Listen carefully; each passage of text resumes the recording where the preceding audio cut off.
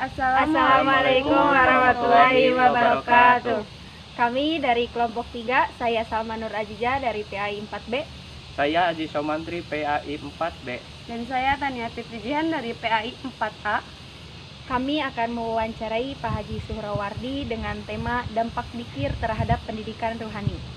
Assalamualaikum warahmatullahi wabarakatuh.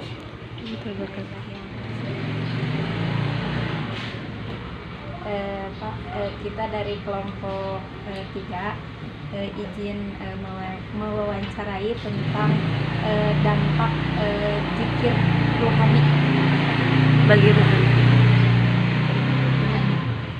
Mungkin dari kelompok kita ingin bertanya tentang bagaimana cara dzikir yang baik bagi rohani kita.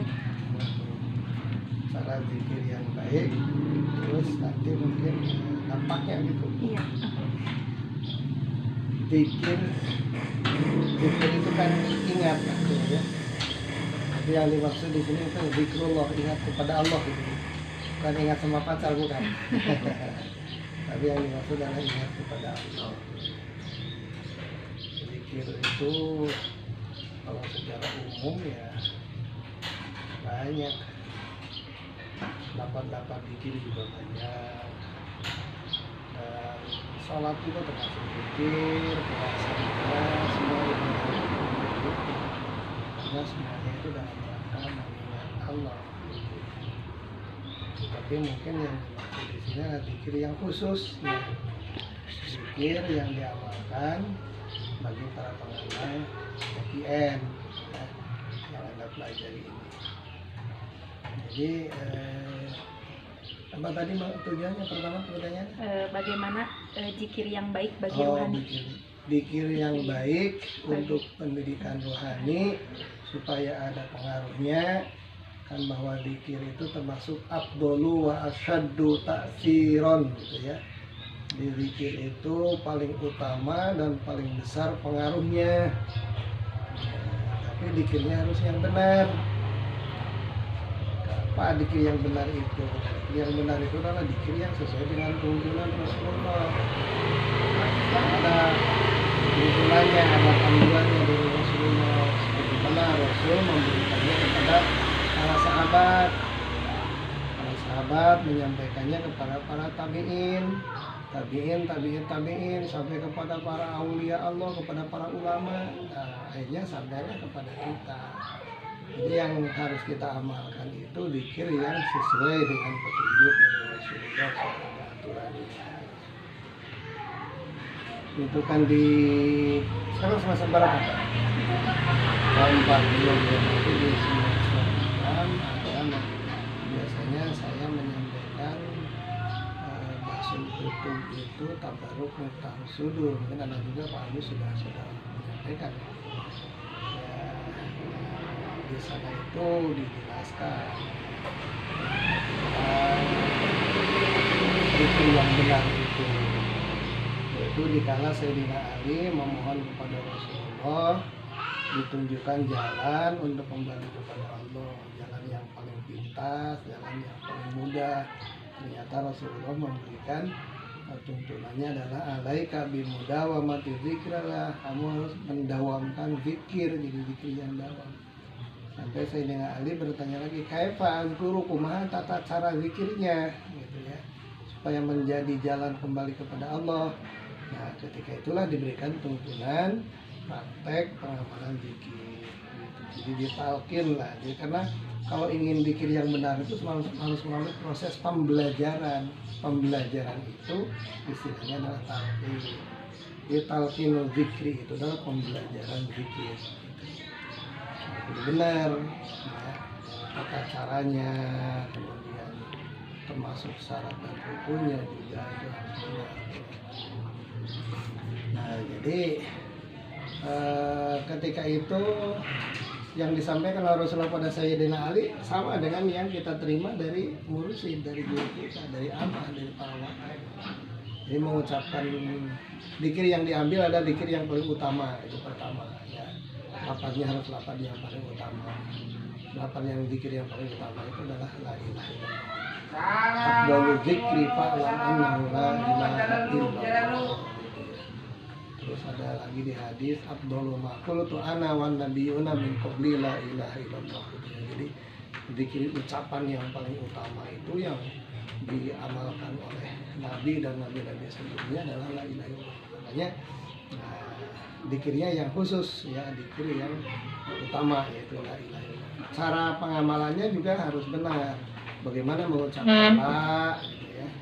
Jadi kulla min tahti surah, ucapkan kalimah la diawali dari bawah pusar, wa yamudduha ya, kemudian dipanjangkan ila dibag sampai kepada kotak. Jadi makanya tatkala mengucapkan kalimah la itu dibantu dengan kepala tegak. Gitu ya. Itu yang ditunjukkan oleh Rasulullah pada Sayyidina Ali. Kemudian ilaha ke sebelah kanan, ilallah ke sebelah kiri. Ya, zikir yang benar itu yang sesuai dengan tuntunan itu.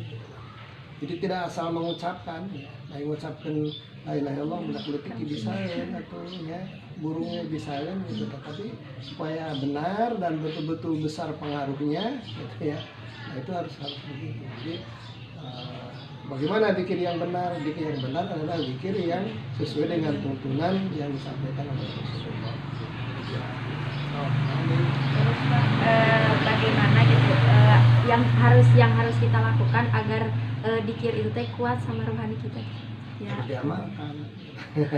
Minimalnya sesuai dengan petunjuk. Pada waktu ditalkin kan, amalkan zikir ini setiap habis sholat 5 waktu minimal 125. Jadi minimalnya tiap pas sholatnya 125 atau minimal, lebih loba lebih halus kan, 500, 1000 juga gitu, supaya pengaruhnya lebih besar. Pertama karena batas minimal 125. Jadi supaya ini ya harus diamalkan dengan baik. Kalau ditandih itu istilahnya amalkan kalawan nya gitu ya, amalkan kalawan nya. Nah, dengan sungguh-sungguh gitu. Jadi sungguh-sungguhnya itulah yang di dalam hayang benar-benar pengaruhnya ayam ya kudu ngamalkeunna benar-benar teu asal-asalan gitu ya. Terus ditalkin tapi satu ditalkin teu diamalkeun jadi antep we kumaha ya moal aya pengaruhna moal aya tapakna gitu ya. Gimana itu pertanyaan kedua teh? Agar kuat. zikir itu kuat terhadap diri kita. Gitu. Jadi supaya kuat mah kudu diamalkan dengan sungguh-sungguh. Ya itu kan di hadisnya juga idza zakarul murid bisyiddatin wa azmin, apabila seorang murid melaksanakan zikir dengan sungguh-sungguh tuwiyat maqamut thariq bi sur'atin, maka perjalanan rohani akan cepat gitu ya. Itu tidak lambat. Ya, mungkin orang lain mah bisa menyelesaikannya berbulan-bulan, ini bisa satu saat kalau yang sungguh-sungguh itu. Jadi supaya kamu kudu benar-benar kayak gitu. Nya ngamalkeun. Terus yang ketiganya,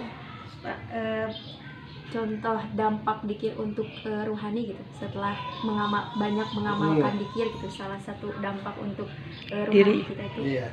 Itu sesuai dengan janji Allah. Yang pertama adalah tatma'innul qulub, tenang hatinya. Ya, ala bi dzikrillah tatma'innul qulub. Ya, tapi dampak rohani seseorang itu tidak akan sama ya. Bagaimana seorang salik ya, bagaimana pengamalannya. Ya, dampaknya itu. Tapi yang jelas itu adalah jadi tenang, hati menjadi tenang, tidak gelisah gitu ya. Nah, kemudian juga bisa memecahkan problem. Orang yang hidup itu mesti banyak problem. Makanya dengan zikir itu semua problem itu akan terpecahkan.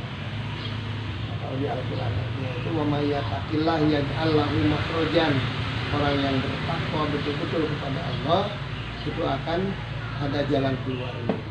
Jadi permasalahan itu bisa terpecahkan dengan berzikir, mendekatkan diri kepada Allah.